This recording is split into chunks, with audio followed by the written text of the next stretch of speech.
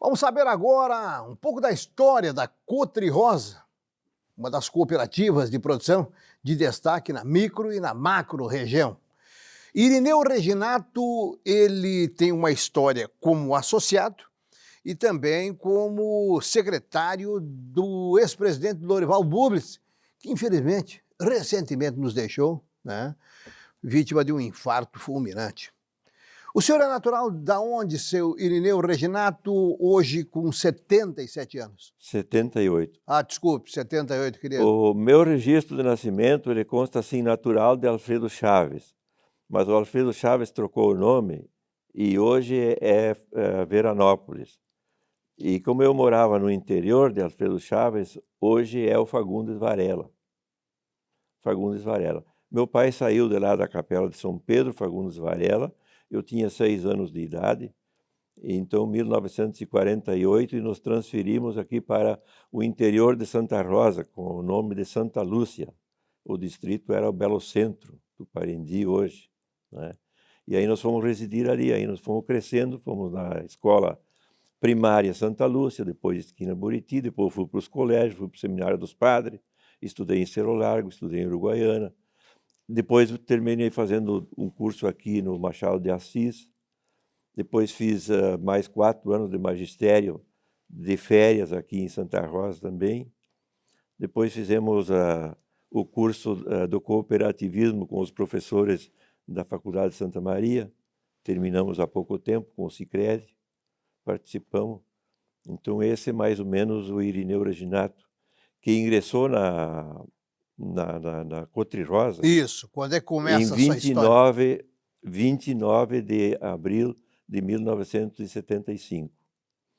Então a Cotrirosa estava ainda na Vila Flores, a diretoria era o Edgar de Suí, o Adão Magalhães de Andrade era o secretário e o Emer era o superintendente. E eu fui na Cotrirosa para comprar semente de trigo. Terminei me associando e do qual sou sócio até hoje. Compare o cooperativismo de produção daquela metade da década de 1970 com os dias de hoje.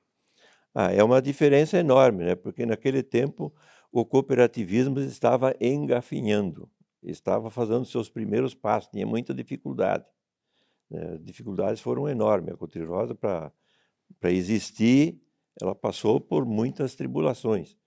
E hoje está aí a Cotrirosa, né? Mas naquele tempo o cooperativismo tinha. Hoje a tecnologia mudou tudo, transformou tudo, tudo é mais rápido. A Cotrirosa da época aqui da Vila Flores, ela não tinha armazéns para estocar os produtos. Era uma guerra, porque ela foi desmembrada de um posto da Cotrisa de Santo Ângelo. E aí teve uma negociação conturbada, mas finalmente realizado, né?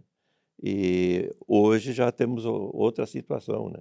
Hoje a Cotrirosa está localizada lá em Cruzeiro, né? E está com toda a estrutura completa, né? Então hoje nós podemos fazer tudo. Naquele tempo nós não tínhamos armazenamento, né? Nós não tínhamos ainda organizado um departamento técnico, né?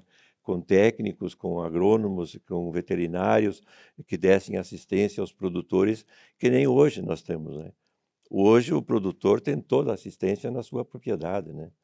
Os agrônomos vão até a propriedade do agricultor, vê as dificuldades que tem, compartilha com eles, resolve o problema deles lá na propriedade deles, né? O veterinário faz a mesma coisa, vai lá no plantel, vê qual é o problema que tem, corrige as dificuldades que tem, auxilia o produtor, dá toda a assistência técnica, né? E os recursos estão muito mais em mão, muito mais fácil, e o produtor consegue desenvolver melhor a atividade dele lá na propriedade. Esse é um diferencial que tem. Quando Irineu Reginato lembra do começo da Cotrirosa, quem desce a rua José Bonifácio, imediatamente à direita funcionava então a unidade da Cotrisa. A Cotrirosa foi criada exatamente em que ano? Lhe ocorre agora, seu Irineu? Foi 29 de junho de 1968. 68. E quando ele diz que foi conturbada a independência, o surgimento da Cor-de-Rosa, para se ter uma ideia, até tiros foram detonados naquela época entre os fundadores da Cor-de-Rosa. Mas isso é uma história que nem dá para resgatar mais e nem devemos. Muito bem. Seu Irineu Reginato, o senhor fazia parte da diretoria da Cor-de-Rosa, presidida por o saudoso Lorival Bublitz, quando a Cor-de-Rosa foi pioneira e ousada em abrir uma das últimas fronteiras agrícolas desse país, no Piauí. Fale a respeito desse processo.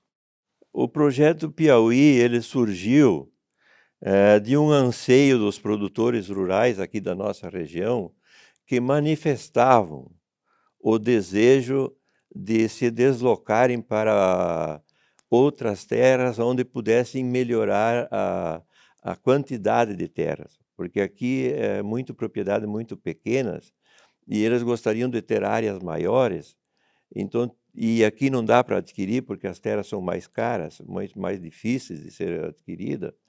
E com esse anseio dos produtores, sempre vinham na diretoria, conversavam se a Cor-de-Rosa não podia criar um projeto que os produtores pudessem se deslocar para um lugar onde que tivessem mais facilidade de adquirir terras, ampliar as suas propriedades e com isso abrir espaço para os vizinhos, porque consequentemente eles vendiam para os vizinhos. Então os vizinhos aqui também aumentavam a sua área de terra. Então, os que ficavam, aumentavam porque o vizinho ia embora. E os que iam lá, eles adquiriam mais. Então, com esse desejo que vinha cada vez crescendo mais, cada vez solicitado mais, então o Lorival e eu fomos a Brasília para tratar de assuntos do interesse da cooperativa e lá estando, encontramos um senhor que dizia que ele tinha terras à venda por preços módicos na Bahia e no Piauí. E nos convidou para que olhássemos, já que estávamos lá. Então fomos olhar as terras. Olhamos as terras na Bahia e achamos bastante caro o preço daquela época para o produtor daqui. Lá era barato, mas para o produtor daqui, que era pequeno produtor, que ia para lá, o recurso dele adquirir terras era pequeno. Então, ele disse, eu tenho terra mais barato no Piauí. No Piauí eu vendo bem, mais barato. Se lá na Bahia era uma média de 40 sacas de soja por hectare, lá no Piauí ele vendia a 10 sacas de soja com 4 anos de prazo para o produtor pagar. E dizia, eu levo vocês lá e trago de volta e não cobro nada. Vocês já que estão aqui, bom. Aí pensamos um pouco e então vamos conhecer. E conhecemos, caminhamos, chegamos lá sábado à noite, corremos domingo o dia inteiro, atravessamos toda aquela chapada lá de Uruçuí, fomos até Uruçuí, até a cidade, pousamos lá, no outro dia regressamos, cortando todo o chapadão de novo, toda a chapada, chegamos de volta e viemos embora, né? E fomos documentando, fomos tirando fotos na Bahia, no Piauí, tudo tal, tá. E do que nós vimos, nós trouxemos para casa. Chegamos em casa, mostramos para os nossos funcionários e conselho e os nossos gerentes que nos ajudavam a administrar, mostramos o que nós vimos e eles disseram, olha, é bom mostrar para o conselho. Mostramos para o conselho. O conselho diz, olha, seria bom ver produtores que estão interessados, conversar com eles. Aí foi convidado os produtores que tinham interesse em conhecer, vieram conhecer. Aí lotamos o ônibus, né, e levamos produtores. Chegamos na Bahia, olhamos toda a Bahia e depois a mesma viagem de ônibus levar para o Piauí. Daí conheceram o Piauí. E depois de umas viagens levando produtores para lá, reunidos os produtores aqui, os produtores escolheram, nós queremos Piauí. E por isso foi fundada, então, a Nova Santa Rosa lá no Piauí. a unidade lá. Bom, naquela época, em que ano estamos falando? E nós subimos 1996, eu e o Lorival, setembro de 96. Tá, Mas e o depois os povoamento? produtores foram mais tarde, eles foram 98, 99, 97, eu acho que algum produtor para olhar, né? Depois, então, depois da decisão, aí se encaminhou os financiamentos para os produtores no Banco do Nordeste, né? Se criou um fundo de aval para que eles pudessem fazer os financiamentos, então se iniciou a estrutura da cooperativa. Quantos mil hectares foram adquiridos naquele No início primeiro de lote, processo? 42 mil hectares. 42 mil hectares. Hoje, em 2021. Hoje eu não tenho conhecimento de quanto ampliou, né? Da ampliação das áreas lá, mas todas elas estão sendo cultivadas. Para se ter uma ideia, a diferença desse grupo de produtores vinculados à Cotri-Rosa lá em Uruçuí é uma região mais de centro vindo para o sul do Piauí, correto? É no sul do Piauí. É no sul do Piauí para você se localizar aí no mapa.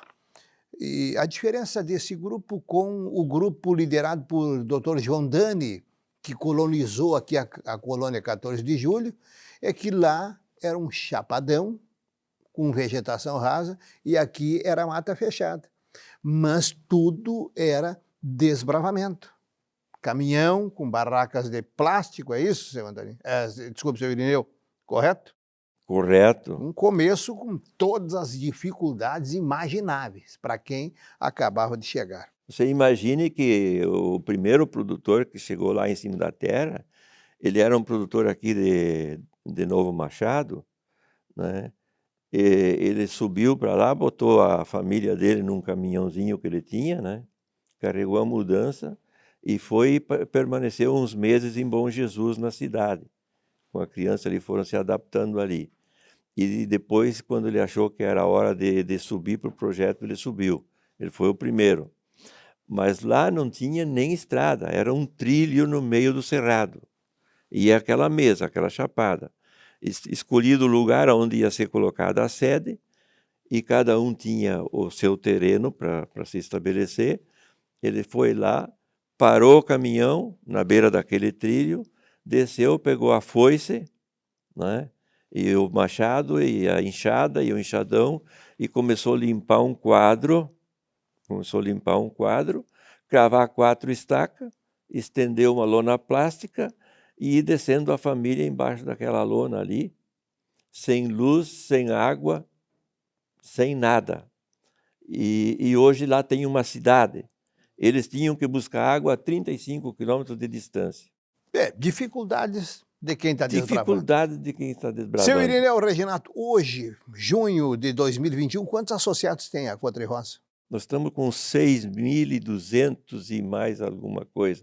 Eu não tenho o número exato comigo. Toda a sua experiência de cooperativismo e também com o olhar que o senhor tem para o futuro, que projeção o senhor faz para as cooperativas de produção, nesta parte do Rio Grande do Sul?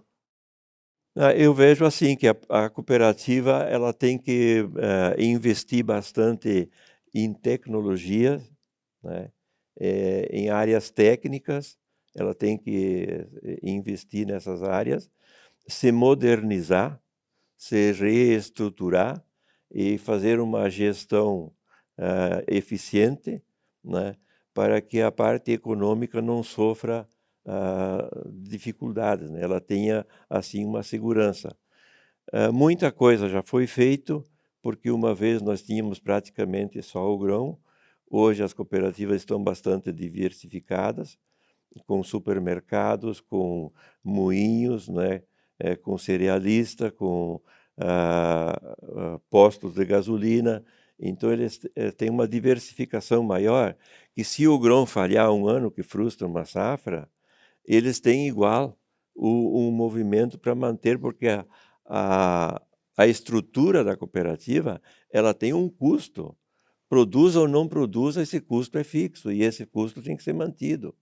Então, na frustração, você tem que ter alguma coisa que te agregue recurso para que você consiga manter, para passar aquela dificuldade, depois, lá na frente, você vai de novo, né.